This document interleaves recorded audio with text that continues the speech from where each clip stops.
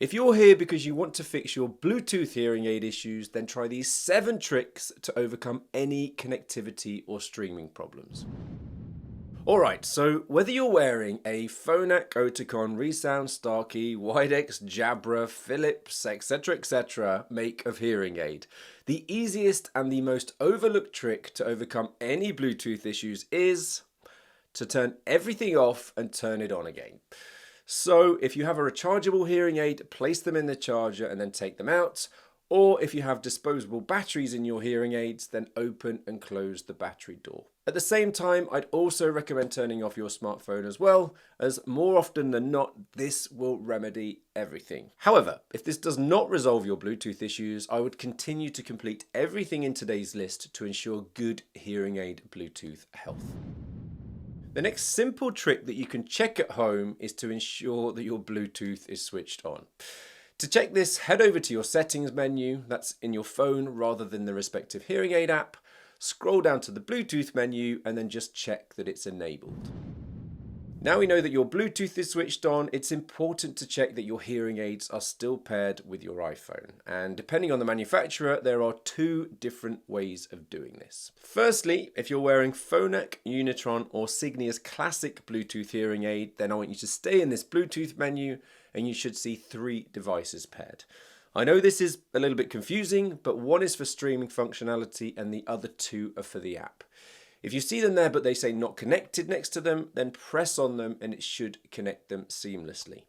If, however, you don't see them there at all, then turn off and on your hearing aids again, and then one of them should appear at the bottom of your screen.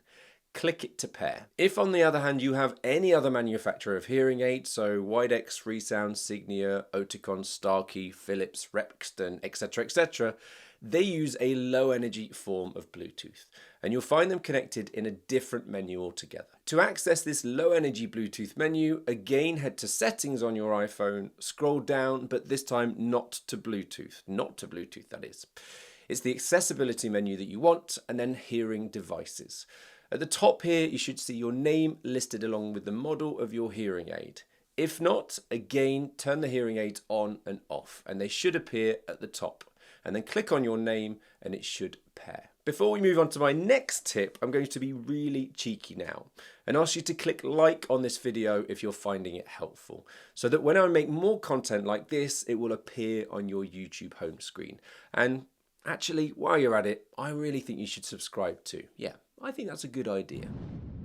Another key thing that you can check at home is how up to date the software is on your phone. So firstly, it's important to ensure that the iOS is up to date on your iPhone. And this can be done quite easily by opening up your iPhone settings, scrolling down to General, and then tapping on Software Update.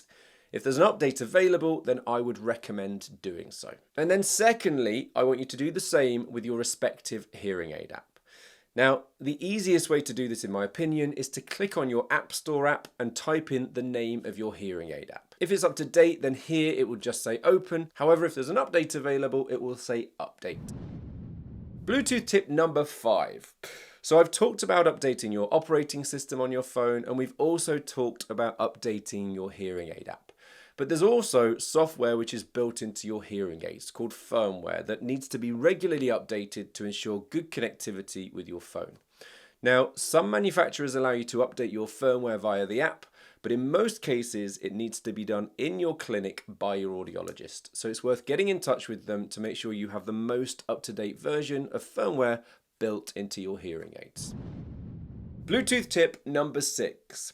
If you have a ton of other apps running in the background, then this can cause issues with the functioning of your phone. Not just with your Bluetooth, but with the overall performance of the phone too. So I would recommend that you close all of your apps, and you can do this by holding your finger on the bottom of your iPhone and sliding it up. This will show all of the applications that you've got open. Press, hold, and slide your finger up to close any of those apps.